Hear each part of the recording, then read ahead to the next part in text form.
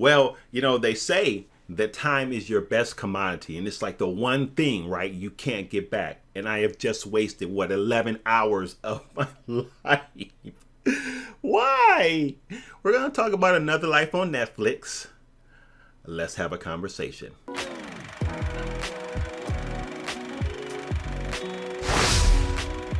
Oi, you know what? Look, So I think here's where we'll start. I'm not editing this at all, by the way. So whatever comes out, mistakes, whatever. You're getting it uncut out. Isn't that exciting?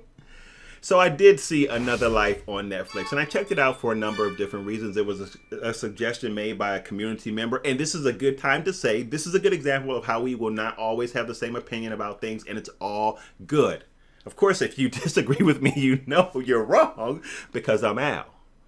But I suppose it's okay if you do. No, in all seriousness, some of you guys might love this, some of you guys might not. So no love lost, no hate or anything like that. I don't want anybody getting upset about what I'm about to say about this awful piece of something that was on Netflix. So this is a movie that's on Netflix. I saw it because of some suggestions that folks had. And plus it had Katie Sackcloth in it. I'm a fan. Riddick, I'm a fan of Katie. She was in The Chronicles. So The Chronicles of Riddick, for those of you guys who don't know, if I'm piecing it apart too much and you guys are not putting it together, it's The Chronicles of Riddick. So she was in that. So I really enjoy her as an actress, and I like sci-fi, and we haven't done a whole bunch of sci-fi stuff on the channel, so I was like, cool, all right, let's check this out. So here's the deal. You guys can Google the cast if you're interested enough to do so. I suggest that you don't even waste time doing that because this show is awful. Now, the general setup of the show is that there is this artifact that's landed on Earth. Earth is trying to figure out what's going on with the artifact. They don't know if it's a threat. They don't know what it is. So they send a group of astronauts into space to go off to a planet where they think that the artifact originated from, to find out more about the artifact and actually more about the beings that sent it. Are they friendly? Are they going to kill us? What do we have going on here? So essentially, you have kind of two plot lines running here. You have the folks on Earth trying to figure out what's going on with this artifact, what it is, and then you have the people in space trying to figure out more information about the people that actually sent the artifact as well as the artifact itself. And this first season really chronicles their journey getting to the planet where the artifact is. This is going to be spoiler filled. It's okay. Save yourself some time and just listen to this and don't even worry about watching the show. Oh boy, it's really, really bad. So, from the outset, this thing has a lot of problems. Now we're going to get technical. So let's talk about the visuals of this, the CGI. I remember when the show first opens and you kind of see like these ships like flying by. And I'm thinking, oh my gosh, I'm being serious here. I could have drawn a more convincing spaceship with Crayola crayons, and I'm not even talking about like the thin ones with all the colors, like the thick ones, like the fourth grade crayons. It was awful. If it was not clearly CGI, I don't know what to tell you. I mean, I thought, man, it looked awful. Even the design, even the concept of it looked bad. So I was thinking, oh boy, here we go. We got a B movie, maybe C. But we got a show. A B show at best, maybe a C show. So the first problem I had with this was the visuals. For some parts of it, it did just look really bad. I mean, it looked really, really computer generated. And for where we are today, and I don't know what the budget was for this, but for where we are today, we got to do better than what this show has given us, because visually I was like, oh man, I can't even try and make it work in my head. I can't even try and get it to be right visually. I can tell that this is not real. So that was the first problem I had with it. The second problem I had with the show are the performances. It's very, very confusing. Like, the tone of this was weird. Like, it didn't have anything that felt coherent or consistent. And what I mean by that is, for an example, we're all Into the Badlands fans on here. A lot of us are Into the Badlands fans. It's an amazing show. If you haven't seen it, go to Netflix, binge it. Now, that's a good time spent. So, but the thing about Into the Badlands is that it has a consistent tone. And when I say that, all I mean is it has a certain feel. Every time you watch Into the Badlands, it gives you that same feeling. There's a tone built into that show that's consistent throughout the shows. This doesn't have that. Like, what is going on?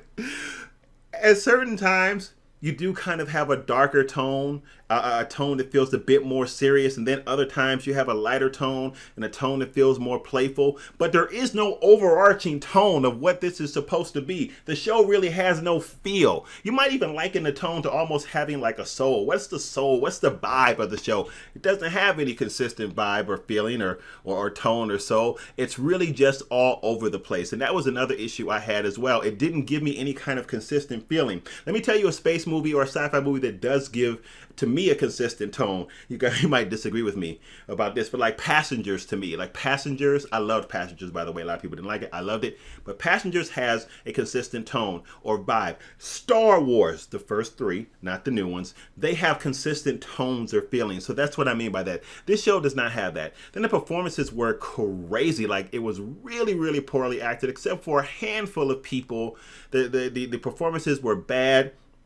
Didn't really understand what was going on with a lot of the cast of the ship when they were traveling. Didn't really understand kind of what their part was in the story, like why they were there. Why were they important to this journey that they were going on? And I'm not talking about the jobs that they had on the ship. I mean, they all had different jobs. They were engineers and they were botanists and biologists. So they had specific jobs to do on the ship. But the character within the story, a lot of them seemed useless. They just seemed there to whine and complain, and they seemed just like a bunch of young kids that didn't know what to do, hurling through space to try and find an alien race to see if they were hostile or not. So that was another issue I had with it as well. And then the story just in general, it was kind of like a hodgepodge of a whole bunch of different sci-fi movies that we've seen. Now, I'm not mad at that, honestly, because when you think about sci-fi, a lot of stuff has been done. So if you're going to borrow from something else, I'm okay with that. I'm cool with that. But this does that in ways that's not even done well. And that's because it's so jumbled as a story. It just, when you see certain things in it, you're just like, oh, you got that from there, got that from there. Oh, I remember that from that movie over there.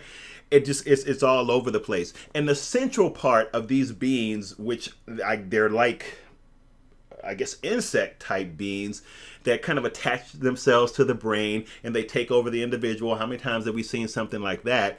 And that's the hub of kind of the threat from what we know so far with season one. So all of the different elements that are mixed up in this make this story to me disjointed and overly familiar. And because the story as a whole is not told very well, it just makes for not a very good experience. Now, there are some parts about this that are good. Like I like Katie Sackcloth in this. I thought that she was good. I thought that she did really well in terms of trying to give us some bit of drama and acting that we could appreciate. I also like the AI in this. I'm not sure what his name is, the artificial intelligence that manned the ship. You guys can look him up. He was actually good in this as well, but he even got a little bit strange towards the end, which some other folks had commented about this, and I totally agree with that. So on the whole, this was just kind of lackluster, dull, uninteresting, confusing, not well produced, visually unimpressive. It just wasn't good to me. And I doubt that I will be picking up season 2 unless it gets a lot better and people start to rave about it, and then maybe we'll talk about it. But that is my take of Another World, or Another Life, Another World. I wish I was on Another World when it was on, because then I wouldn't have wasted my time. That is my take of Another Life and what I thought about season 1 of the new Sci-Fi series on Netflix. So, you can do what you want.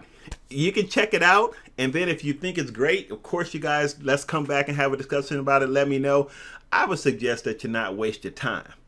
That's what I would suggest that you do. But it is good to finally talk about a little sci-fi piece on the channel, because it's been a minute since we've done anything like that. As always, you guys are awesome. Thank you so much. Now I'm going to the next video over here where we are deep diving into episode 2 of The Boys. Guys, make sure you check that video out. Thank you so much. Follow me over there. Let's go. Peace.